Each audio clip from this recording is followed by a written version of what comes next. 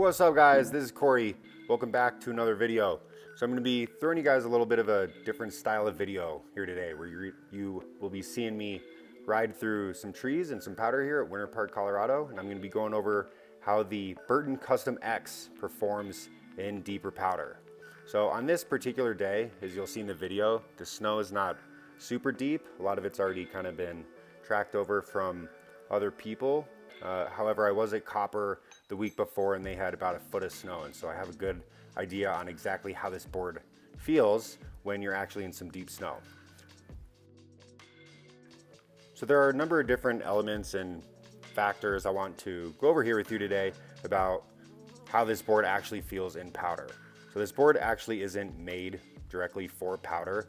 However, one of the really cool features that the Burton Custom X does have is what's called a channeled binding mount. These channels are basically on the snowboard where you can easily move your bindings forward or backward depending on the snow. So as we know, when we're in deeper powder, often we have to put more weight on our back leg so that we don't nosedive. So what's really cool about these bindings is you can actually shift them backwards about 4 or 5 inches or so and even out your weight distribution a little bit more.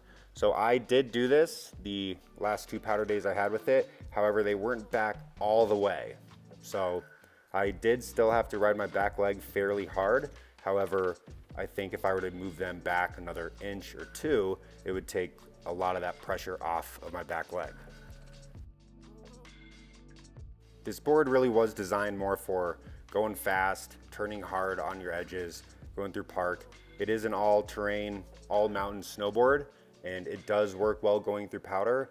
However, I was able to tell that it doesn't like to float on top of powder quite as much as I'm sure a lot of the other boards do.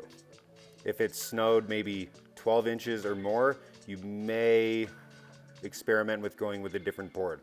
But anywhere from 10 inches or less, you guys should be perfectly fine, especially when you shift those boundings down the channel mount.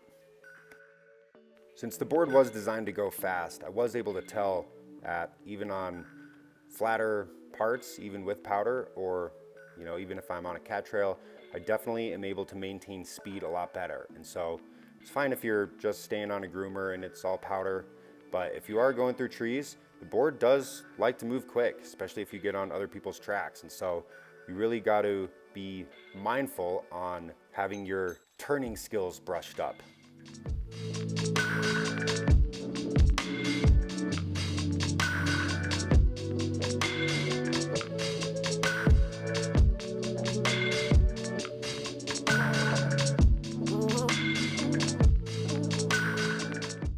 Speaking of the playfulness of the board, you can see right here, I almost hit a rock, and then right here, I almost went over a log a little bit. And so the board does have a very agile, playful element to it, which can definitely be helpful when you're looking to avoid obstacles.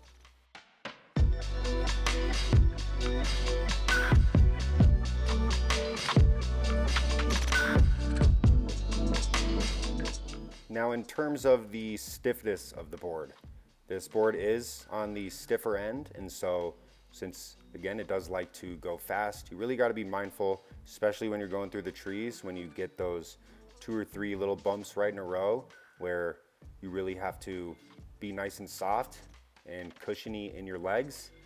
This board, if you were to be a little too stiff on the lower half, you could very likely end up shooting off that thing. And so as you see me go through some of these trees, my lower half ends up absorbing a lot of those little bumps. You have to be nice and cushiony, soft in those legs. This is a more advanced board, and I was definitely able to tell that when I was going through some of the more difficult terrain.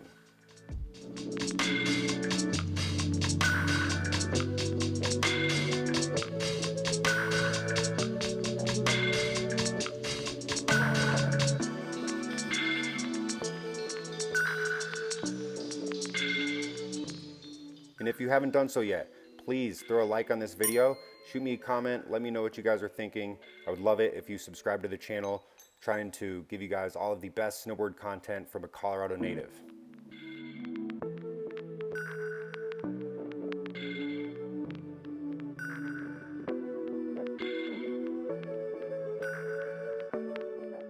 So overall, how does the Burton Custom X do in powder?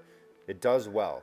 I wouldn't recommend probably going through a extreme powder day. It is a little bit more of a narrow board, so there's less surface area to actually sit on top of the snow. However, it is nice and light and you can shift those bindings back, but you definitely got to make sure that your skills are honed in. Got to be able to avoid obstacles because they can come up quickly with the speed of the board. And with that, I'll let you guys keep watching the rest of this video. Thanks so much for tuning in. Don't forget, like, subscribe. We're gonna blow this thing up, baby.